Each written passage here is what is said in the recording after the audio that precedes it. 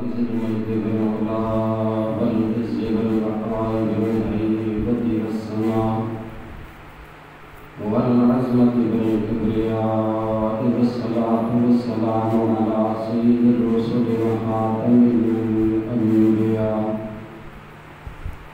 سيدنا محمد المصطفى المجتبى وعلى آله وأصحابه نجوم الهدى. أما بعد فأعوذ بالله السميع العليم من الشيطان الرجيم. بسم الله الرحمن الرحيم. وما أرسلناك إلا رحمة للعالمين.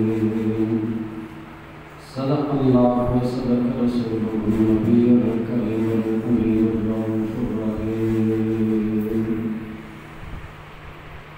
اللهم رب اشرح لي صدري ويسر لي أمري واحلل عقدة من لساني يفقهوا قولي.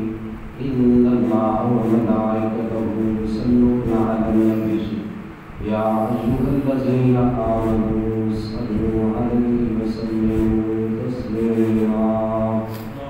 اللهم صل على سيدنا ومولانا محمد وأصحابه وأزواجه وآل سيدنا ومولانا محمد وبارك وسلم. الصلاة والسلام عليك يا سيدي يا رسول الله وعلى آلك وأصحابك يا سيدي يا حبيب الله. الصلاة والسلام عليك يا سيد الأنبياء والمرسلين وعلى آلك وأصحابك يا شفيع المذنبين.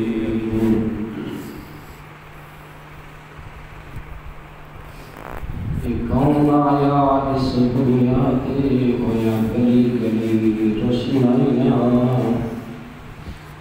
ابراہیمی گلشن اندر عجب بہاراں ہوئیاں.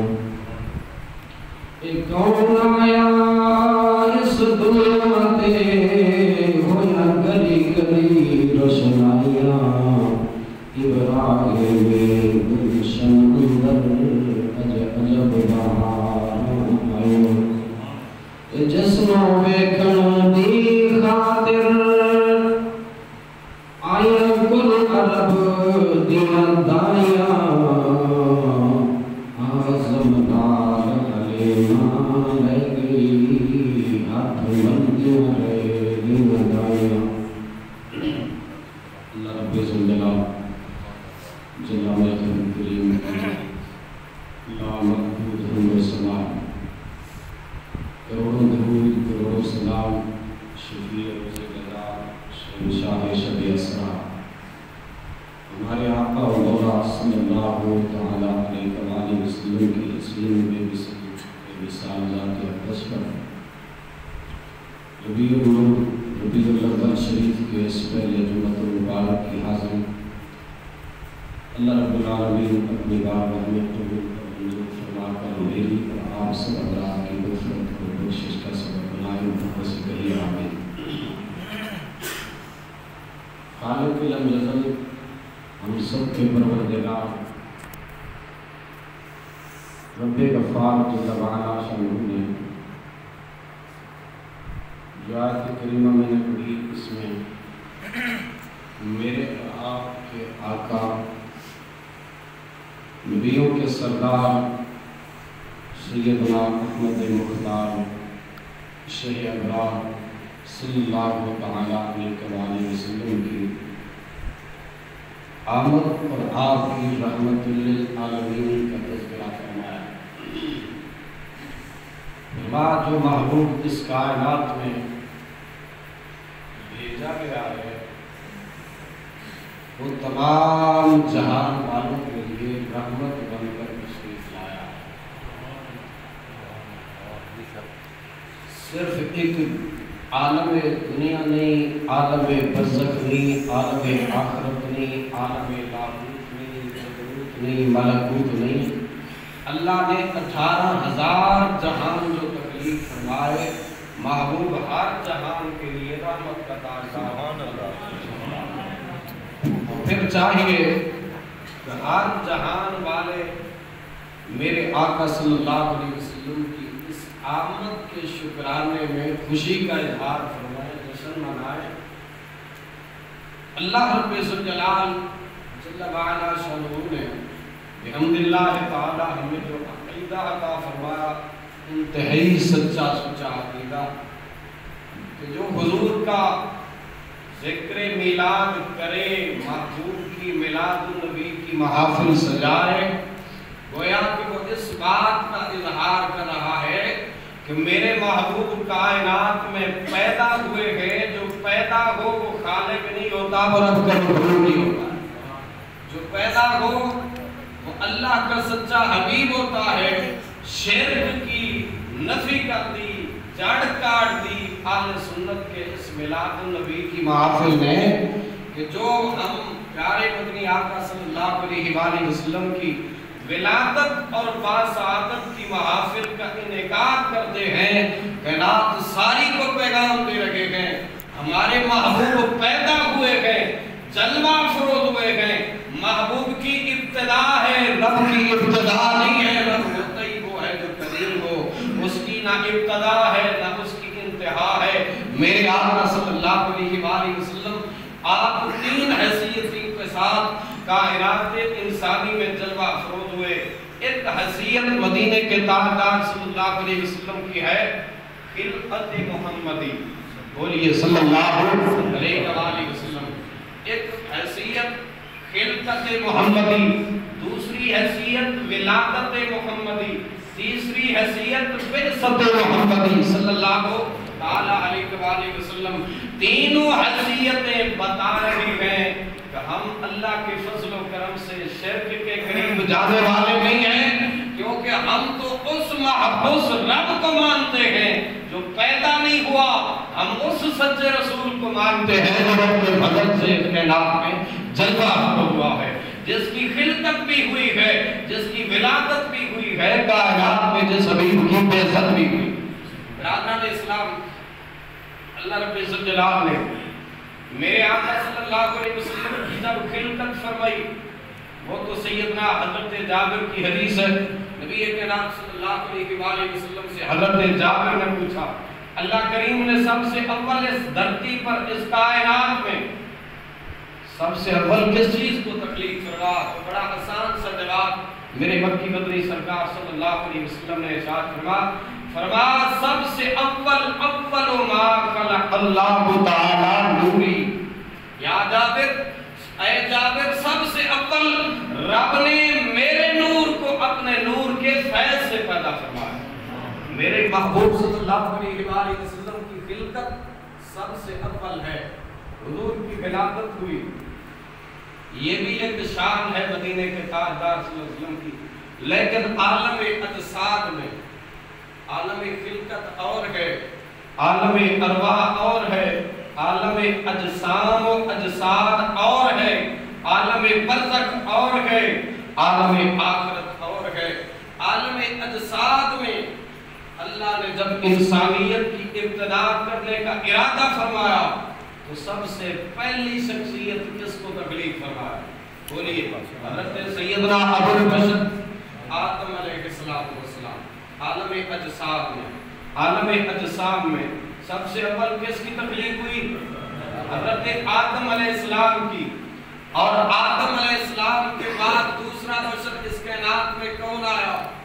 بولیے، حضرت حوا سلام اللہ علیہا، میری اور آپ کی روحانی ماں سیدہ حضرت حوا سلام اللہ علیہا رضی اللہ تعالی عنہ۔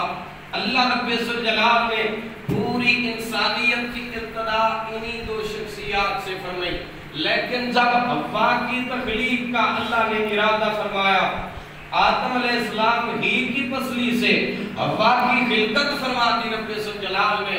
اب رہتے کہاں تھے؟ زمین پر یا جنت میں؟ جنت میں۔ حضرت حوا کی خلقت کہاں فرمائی؟ جنت میں۔ جب آدم علیہ السلام نے آنکھ کھولی، دیکھا، اہل عرب کہتے ہیں الجنس یمیل الجنس، جنس جنس کی طرف میلان رکھتا ہے، مائل ہوتا ہے۔ اللہ کے پاک پیغمبر ابو البشر حضرت آدم علیہ السلام نے جب اپنی ہی جنس کو اپنے قرب میں پایا تو قریب ہونے کا ارادہ فرمایا، آواز قدرت آئی، آدم ابھی یہ آپ پر حلال نہیں ہوئی، یا اللہ یہ حلال کر دوں گی؟ پہلے آدم تیرا نکاح ہوگا، حق کے مار ادا ہوگا۔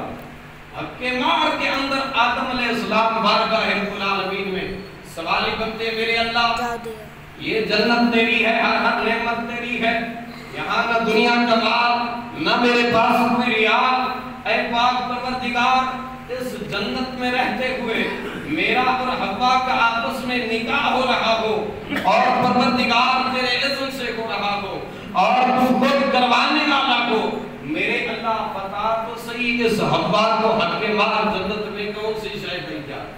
تو اللہ رب الجلال نے حکم فرمایا۔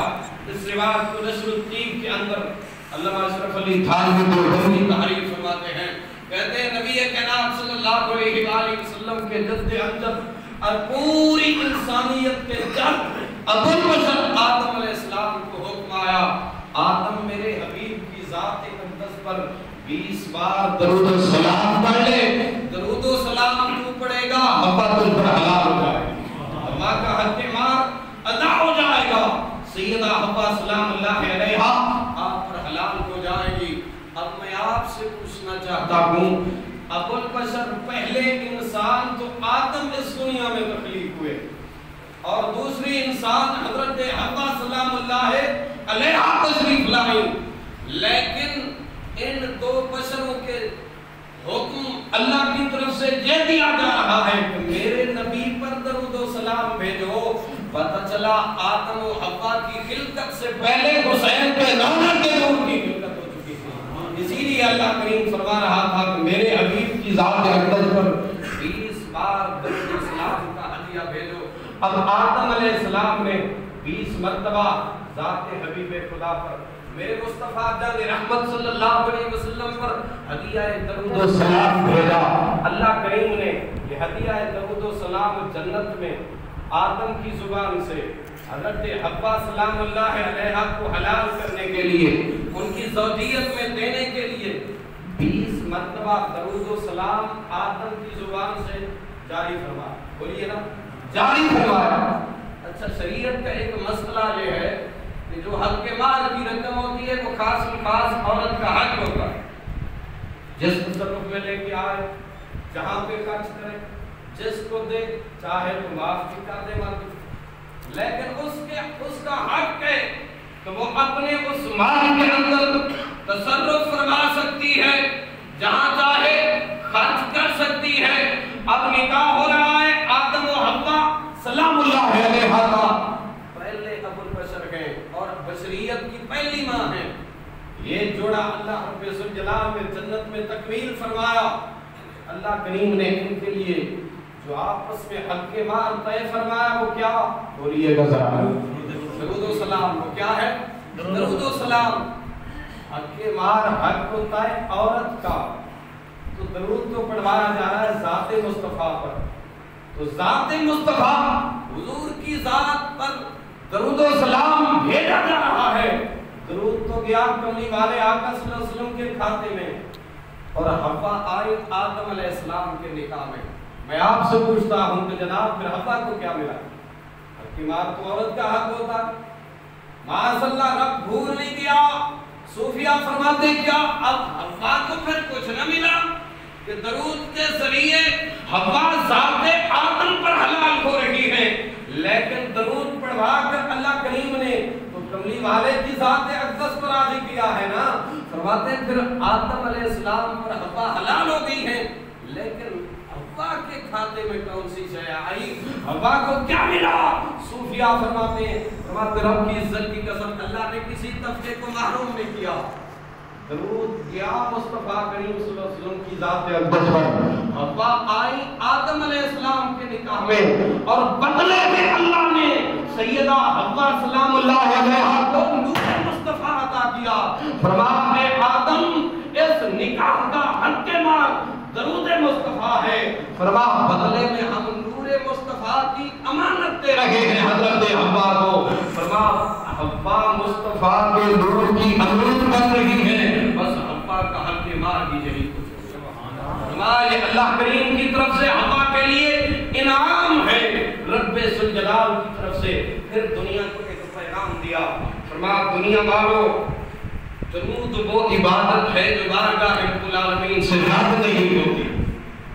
نماز پڑھتے ہیں، امکان دونوں موجود ہیں، کریم ہے کرم سے قبول کر لے یا پھر رد فرما دے۔ لاکھوں روپیہ حج پہ خرچ کرتے گئے ہیں، مرضی ہے اس کی پروردگار کی قبول کرے یا رد کر دے۔ ہزاروں روپیہ مال زکات ادا کیا، مرضی ہے پروردگار کی اپنی بارگاہ میں قبول کرے یا نہ کرے۔ صدقہ و خیرات دیا، پروردگار کی مرضی قبول کرے یا نہ کرے۔ اسی کی رضا کے لیے جون جولائی کے روزے رکھے، سخت گرمی میں پیاس کی شدت برداشت کی، پروردگار کی مرضی آئے تو وقت افطار کرے اور میرے روزے کو قبول کرے یا نہ کرے۔ محدثین فرماتے ہیں ہر عبادت میں امکان تردید کا ہے، رد کا ہے، مرضی آئے قبول کرے یا نہ کرے، سوائے درود و سلام والی عبادت کے جو اس کے حبیب کی ذات پر درود و سلام کا ہدیہ بھیجتا ہے۔ پروردگار فرماتے ہیں محبوب تیری عزت کی خاطر، تیری حرمت کی خاطر، تیرے مقام کی خاطر، تیرے شان کی خاطر تیرے درود کو تو رد نہیں نہ کرتا۔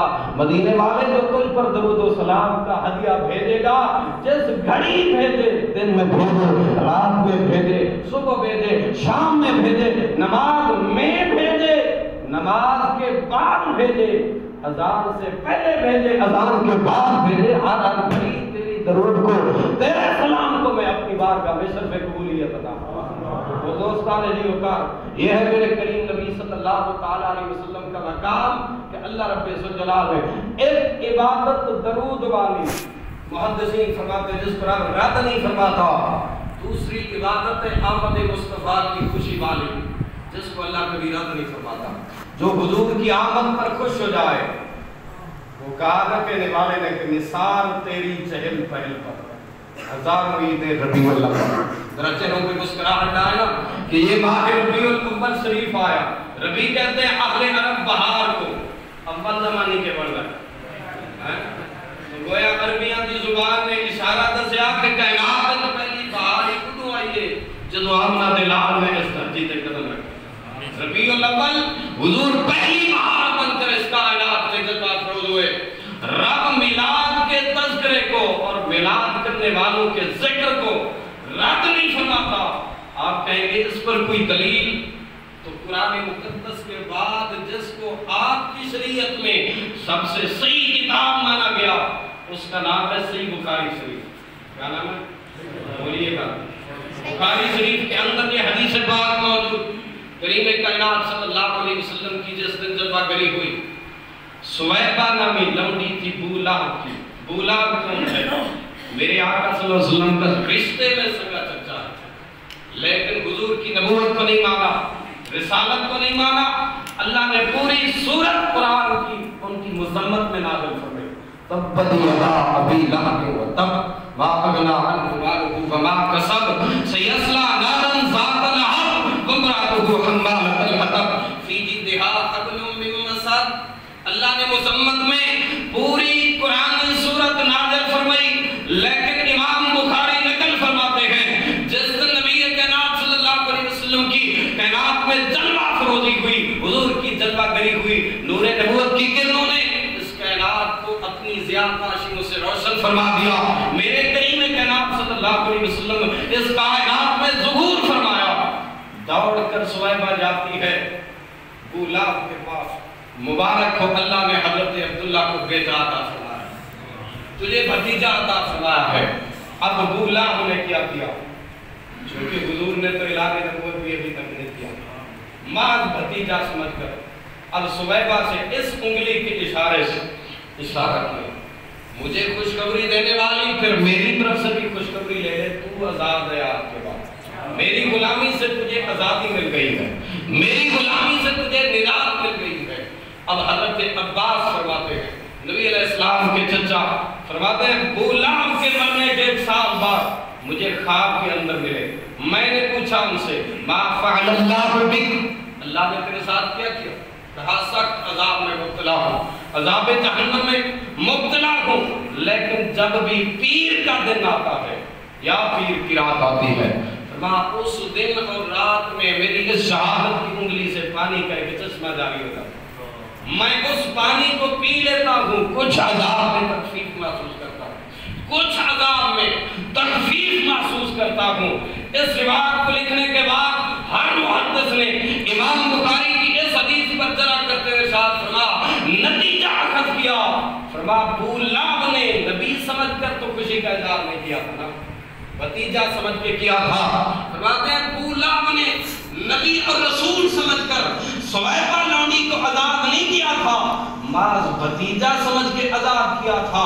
رب نے فرمایا جی مولا رب جلیل، فرمایا اس کی انگلی کے اشارے کو نوٹ کر لے، فرمایا میرے محبوب کی آمد کی خوشی میں اس نے بھتیجا سمجھ کر آزاد کیا ہے، نبی سمجھ کر لونڈی کو آزاد نہیں کیا، لیکن میری بارگاہ میں ولادت مصطفیٰ والی خوشی اتنی اہمیت رکھتی ہے، اگر کافر بھی کر لے میں اس کو دنیا میں کسی نیکی کا اجر نہیں دیتا، لیکن حضور کی آمد کی خوشی کے اجر کو ضائع نہیں کرتا۔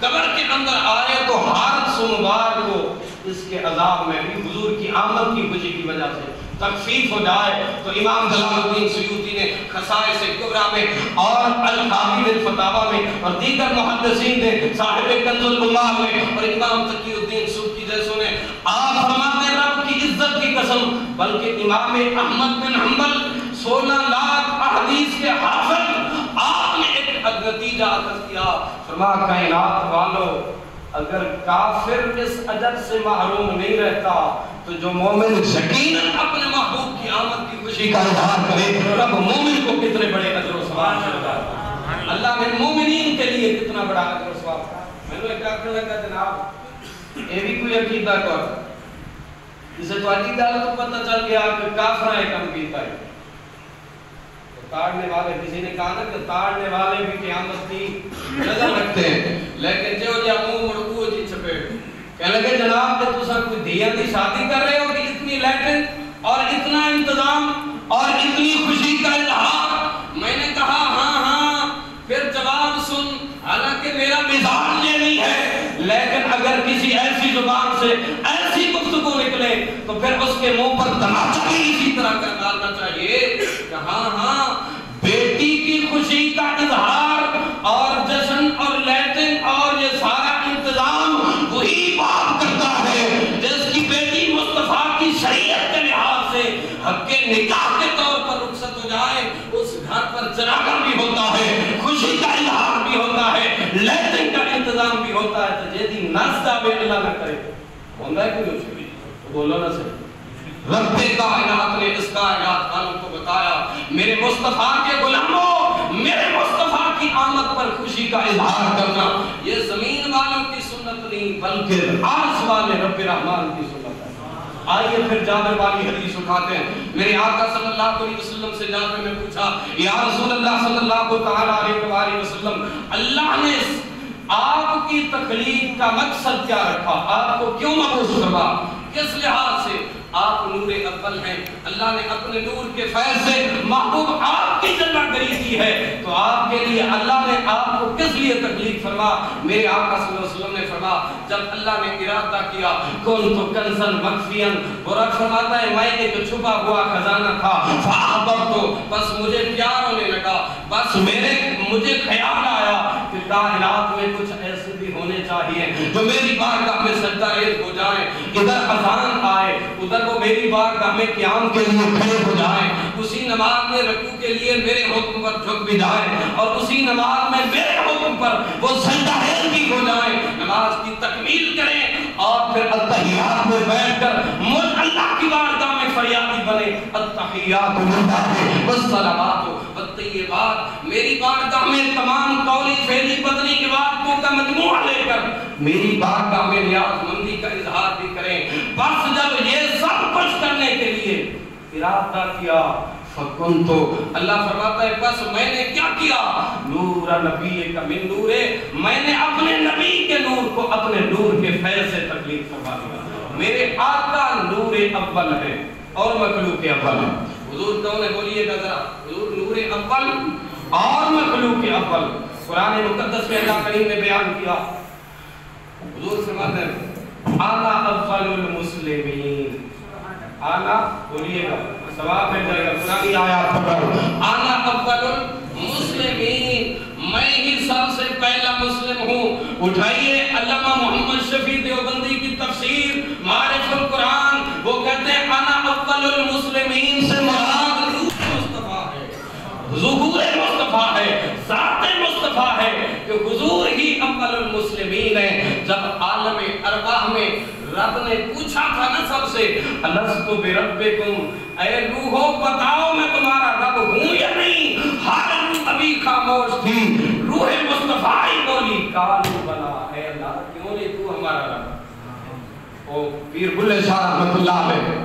کلندر قصوری کیا کہتے ہیں کہ قالوا بلا اسا کنو سنیا کوئی گونگے ڈورے نہ سنے قالوا بلا اسا کنی سنیا ایک انہاں دے کان نہ سنیا تھا اسا بھی یہی پر بھلا چکے نفس پلید پلید چکیتا کوئی اصل پلید تلاش ہے یعنی یہ نفس کی اتباع اور پیروی کر کے پلیدی کی طرف مائل ہو گئے ہیں حالانکہ اس رب نے تو یہ بھی گوارا نہیں کیا جس ماں کے بطن میں میری اور تمہاری تخلیق ہوئی ہے اللہ نے ناپاک غذا منہ کے ذریعے اس بطن کے اندر بھی نہیں پہنچائی خون ہر بچے کی خوراک کیا ہے بولیے گا خون ہے نا اور وہ خون منہ کے ذریعے جا رہا ہے بچے کے پیٹ میں یا ناف کے ذریعے بولیے ناف کے ذریعے جا رہا ہے اللہ کریم نے اس منہ کو اتنا پاک اور صاف رکھا اپنے ذکر کے لیے کہ تیری خلقت رحم مادر میں ہو رہی ہے لیکن رب ذوالجلال نے تیرے وجود کو سعادت بخشتے ہوئے تیرے منہ کو پاک اور صاف کیا جس رب نے تجھے خالص غذا وہاں پر عطا کی ہے اے بندے اب دنیا میں تو اپنی غذا حرام ذریعے سے نہ ڈھونڈ بلکہ رزق حلال کما خود بھی کھا اپنی اولاد کو بھی کھلا نبی کریم صلی اللہ علیہ وسلم نے فرمایا ایک لقمہ حرام کا کوئی بندہ کھا لے 40 دن تک اس کا سجدہ اللہ کے دربار میں قبول نہیں ہوگا تو جاؤ ہم کچہری عدالت جناب میں کس طرف اشارہ کروں جناب جس طبقے کو بھی اٹھا کے دیکھ لیں بغیر رشوت کی نہیں کام چل رہا ہے چپڑاسی بھی کام نہیں کرتا جناب اعلیٰ بغیر اویا دن کے منہ مانگ کے جناب چاہ میں پیسے کرتے ہو ہوندہ ہے کہ نہیں ذرا خوف خدا سینے میں سجا رب ذوالجلال نے اپنے محبوب کی آمد اس کائنات میں فرمائی ہے تو حضور کا مقصد کیا ہے وَيُعَلِّمُهُمُ الْكِتَابَ وَالْحِكْمَةَ وَيُزَكِّيهِمْ حضور کتاب کی تعلیم بھی دینے آئے ہیں اور میرے آقا صلی اللہ علیہ وسلم وَيُزَكِّيهِمْ پاک کرنے بھی آئے اچھا ہیکل ہو رہا بھی دماغ اللہ پاک نے القاف فرمایا دوستان گرامی حضور نور اول ہے جملہ ہے نبی علیہ السلام اول مخلوق ہے حضور سب سے پہلے پیدا ہوئے اچھا نبی دا کم میں جعلمہم الکتاب والحکمہ نبی اللہ کریم جس کو منصب نبوت عطا فرماتا ہے اللہ رب ذوالجلال پھر اس کو تعلیم کے لیے کتاب بھی عطا فرماتا ہے حکمت بھی عطا فرماتا ہے تو نبی دا کم میں تعلیم دینا اور تبلیغ فرمانا تو میرے آقا صلی اللہ علیہ وسلم نور اول ہیں تو مخلوق اول ہیں میرے مصطفیٰ کا رحمت صلی اللہ علیہ وسلم سب انبیاء دی روح تو پہلے آپ دی روح مبارک ہر نبی دے نور تو پہلے آپ دا نور مبارک حضور پھر اس زمانے دے وچ کی کر دے آئیے پھر تفسیر معارف القرآن دا والا دیما علامہ مفتی شفیع دیوبندی مفتی تقی عثمانی دا والد او لکھ دیں جناب والا رب کائنات نے اپنے حبیب کو سب سے اول جو نور اور روح عطا فرمایا تو پھر آپ کے نور ہی سے اللہ نے انبیاء کے ارواح پیدا فرمائے فرمایا نبی کائنات صلی اللہ علیہ وسلم بیست کے لحاظ سے تو سب سے آخر میں آئے ہیں تو حضور دا نور کو زمانہ کے کریں ذریعہ آپ فرما دیں حضور دا نور انبیاء دی روح کی تربیت فرما دیں کسی کو آدم صفی اللہ بنا کر رب بھیج رہے تھے حضور تربیت فرما رہے تھے کسی کو نوح نبی اللہ بنا کر بھیج رہے تھے تو نور مصطفیٰ تربیت فرما رہا تھا. فرماتے رب کی عزت کی قسم حضور نور اول بھی ہیں, میرے آقا روح اول بھی ہیں. تائیں مدینہ کے تاجدار صلی اللہ علیہ وسلم فرما انا اول المسلمین, میں سب تو پہلا مسلمان ہوں. حضرت امام سیوطی آخری گل کی تھی کہ حضور دے میلاد دا اللہ کریم نے فائدہ کی رکھا. فرماتے بغداد دے وچ دو میاں بیوی تھے, دونوں ہر مہینے نبی علیہ السلام کے میلاد پاک کی محفل اپنے گھر میں سجا کرتے. ان کے پڑوس میں ایک غیر مسلم خاندان. ایک دن وہ غیر مسلم خاتون پڑوسن آئی اس مسلم خاتون کے پاس. اس نے کہا بی بی مجھے یہ تو بتائیے, ہر مہینے آپ کے گھر میں ایسی خوشی دعوت طعام کا اہتمام اور اللہ رسول کا ذکر ہوتا ہے, یہ کرتی کس لیے؟ اس نے کہا شکرانے نعمت کے لیے. رب ایڈا سونا حبیب عطا فرمایا تو دا شکریہ اس رب دا نہ ادا کریے کہ جس رب نے کلمے والا رسول عطا فرما, جس کا کلمہ پڑھ کر ہم اسلام قبول کر کے مسلمان کہلائے, مومن کہلائے, اور اسی کلمے پر اللہ نجات عطا فرمائے گا. کیونکہ سونے نبی فرما من آخر کلامہ لا الہ الا اللہ فقد دخل الجنہ, جن موت لے کلمہ طیبہ نصیب ہو گیا وہ سدھا جنت الفردوس سے داخل ہوگا. میں ایک اللہ والے دا قول پڑھیا, وہ فرماندن کہ اس کلمے نو بھی رب دی بارگاہ وچ امانت رکھیا کرو. ایک باری پڑھ لو نا لا الہ الا اللہ محمد رسول اللہ صلی اللہ علیہ وسلم, اور پھر رب دی بارگاہ وچ عرض کرو اے اللہ تیرے تو بندہ کائنات وچ امین کوئی نہیں. یہ کلمہ طیبہ میری امانت ہے, جدوں موت دا ویلا آوے میری زبان پہ جاری فرما. انشاءاللہ اللہ کریم امانت لوٹائے گا. وقت آخر کلمہ طیبہ کلمہ شہادت تجھے نصیب فرمائے گا. بی بی پوچھے ایسا کیوں کرتی ہو؟ کہا شکرانے نعمت. حضور آئے گئے تو سوڑے سے شکرانہ کریے. اچھا یہ فائدے کی ہے کہ اللہ کریم سے فضل نہ سارے رزق وچ برکت, مال وچ برکت, اولاد وچ برکت, پریشانی ہو تو عبادت, علامہ آفات تو حفاظت. ضروری تو نہیں نا تو بندہ کوئی مجمع کا استقبال انتظام کر, ضروری تو نہیں تو کسی بڑے جلسے کا انتظام کر. بلکہ امام سیوطی تو اتنی بات لکھی, فرماتے ہیں کسی کو نہیں بلا سکتا, تجھے ہمت نہیں, طاقت نہیں, اپنے بالوں تو بیٹھا کر سکتا. بیٹیاں اکٹھی ہو جائیں, بیٹے اکٹھے ہو جائیں, بیوی آ جا, خود بیٹھ جا, حضور کی ذات اقدس پر درود و سلام پڑھنا شروع کر دے. ایک بیٹا تلاوت قرآن کر لے, ایک پتر نواز بیٹا حضور کی نعت کا سنا, تو خود کوئی حدیث رسول یاد ہے فرما اس نے سنا, کوئی قرآن دی آیت ترجمہ یاد ہے تو بچیاں نے سنا. بس یہ اتنا انتظام کر کے رب کی بارگاہ عرضی پیش کر مولا تیرے سونے دی آمد دی خوشی دا اظہار میں بھی کر رہا ہوں. وہ غربت میں یہ اتنا انتظام نہیں کر سکیا جو اجر اللہ بڑی مجلس اور بڑے انتظام والے کو عطا فرماتا ہے.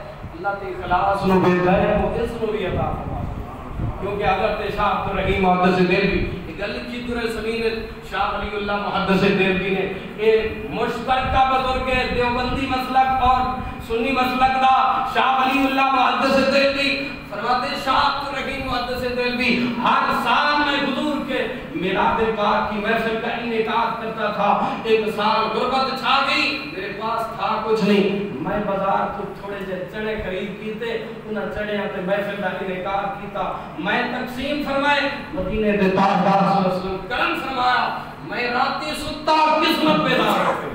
فرمانے حضور دی زیارت نصیب ہو گئی. سامنے دیکھا کوئی تھال موجود ہے جس میں چڑے رکھے نبی علیہ السلام تناظر فرما رہے. دوستان جی بکار یہ محبت کی بات ہے, اہل محبت کی بات ہے. شاہ ولی اللہ محدث دہلوی لکھنے والے, دنیا دا عام محدث لکھنا والے, شاہ عبد الرحیم محدث دہلوی دی گل لکھنا والے. اور بی بی کہتی ہے اچھا وہ جو کافرہ غیر مسلم خاتون تھی مسلم خاتون سے کہتی اگر میں بھی انج کر لوں شاید میں بھی اتنی نفع مل جائے. شاید کیا کہا بولیے گا ذرا, وقت نہیں بس گفتگو ختم کر رہا ہوں. شاید یہ شاید کا جملہ ہی بیڑے پار کر چھڑ گیا. کوئی اس سے بھی کوئی دلیل ہے آپ صاحب؟ جناب دلیل ہے اللہ کا سچا قرآن. رب کائنات نے 20واں پارہ قرآن مجید کے اندر وہ ذکر کیا نا موسیٰ علیہ السلام اور دربار فرعونی کا. جب موسیٰ علیہ السلام کا صندوق لڑتا تشریف لیا ہے نا محل فرعون دے وچ, آپ کا صندوق کھولے گیا, سونی شکل تو سونی حسین و جبین ماہ جبین نازنین. اللہ دا ہر پیغمبر حسین ہوتا ہے, بولو نا, اللہ دا ہر پیغمبر ماہ جبین ہوتا ہے, نازنین ہوتا ہے. تو کانا رب اللہ نے ایک لائٹ اللہ کسی نے نہیں بنایا. پاکستان ایک بتی والے ٹرک نو سڑک تے کوئی نہیں چلن دیندا تو جناب ایکا کھالے نبی دی کون نبوت تسلیم کرتا ہے. رب کائنات نے اپنے ہر نبی کو بے عیب پیدا فرمایا, ہر نبی کو حسین و جمیل بنایا. وہ بی بی کیا کہتی ہے کہ شاید ہمیں نفع دے, شاید کیا مقام دیتا ہے. حضرت آسیہ کے سامنے جب صورت موسیٰ پیش کی گئی, موسیٰ کے جلوے دیکھے, کہنے لگی انہوں قتل نہیں کرنا, قرۃ عین لی ولک لا تقتلوا, مارنا نہیں, یہ میرے اکھاں دی ٹھنڈک. ہونا کیا ہے تیرے اکھاں دی ٹھنڈک, یہ تینوں کی نفع دے گا؟ بی بی نے کہا عسیٰ ان ینفعنا, شاید کہ ہمیں نفع دے. کیا کہا؟ قرآن میں یہ ترجمہ اٹھا کے دیکھیں, کوئی بھی ترجمہ, شاید کہ ہمیں یہ نفع عطا فرمائے.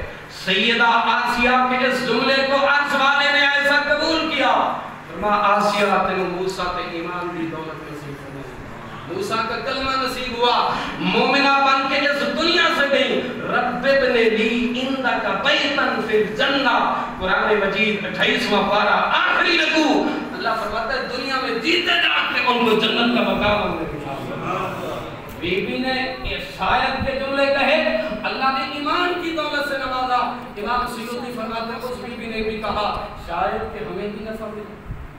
رات کو گھر جا کر سوتی ہے, منظر دیکھتی ہے کہ ایک عجیب حسین و جمیل تخت ہے, اس تخت پر نورانی صورت ہے, کائنات اس کے ارد گرد جلوہ افروز ہے, اور اس کی صورت اتنی حسین معجبین ہے کہ قریب سے دیکھا بھی نہیں جاتا.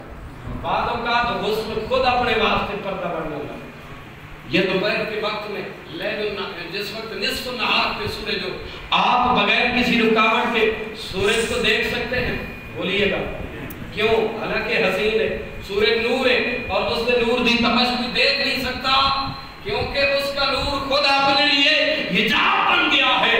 تو ذات مصطفیٰ تو وہ ہے کہ سورج کو نور بھی میرے مصطفیٰ کے نور سے ملا ہے, چاند کو روشنی بھی حضور کے نور سے ملا ہے, ستاروں کو ضیاءباشی بھی مدینے کے تاجدار صلی اللہ علیہ وسلم کے نور سے ملی ہے.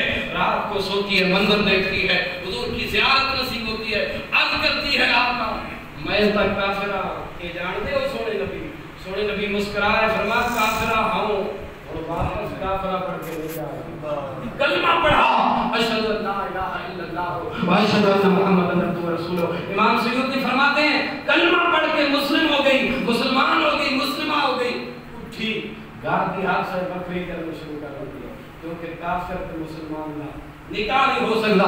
آنڈے بکرے کیتے, کپڑے بکرے کیتے, جس دوران خامد دی آنکھ کھلی, او اٹھیا تو کپڑے بکرے کیتے, تو بانڈے بکرے کیتے. عورت زیادہ دیر تک خاموش نہیں رہ سکتی, ایک اس کی نیچر فطرت ہے, بول پیا کہ تم ہویا کہ کپڑے بانڈے کیوں؟ اس نے کہا پہل تو توئے کیتی ہے نا, یہ تو نے پہل کی ہے, تو بتا کیوں؟ اس نے کہا میں نے تو اس لیے کی ہے کیونکہ میں نے کلمہ پڑھا ہے, حضور کا جلوہ دیکھا. اس نے کہا جس نے تمہیں جلوہ دکھایا ہے اس رسول نے مجھے بھی کلمہ پڑھا, میں بھی کلمہ پڑھ کے سرکار کا غلام بن چکا ہوں. رب کائنات کی عزت کی قسم, اگر کوئی شاعر کا جملہ بولے رب اس نے اس نو بھی کافر بنا کے دنیا کو نہ چھوڑے, بلکہ ایمان دی دولت نصیب فرماوے. جڑا سچے دل نال مدینے والے آقا صلی اللہ علیہ وسلم کا جشن مناوے, حضور دی آمد تے خوشی دا اظہار کرے, اس مومن دا اللہ نے کتنا اونچا اعلیٰ عرفہ مقام بڑھا. بارگاہ رب العالمین دعائے اللہ کریم مدینے دے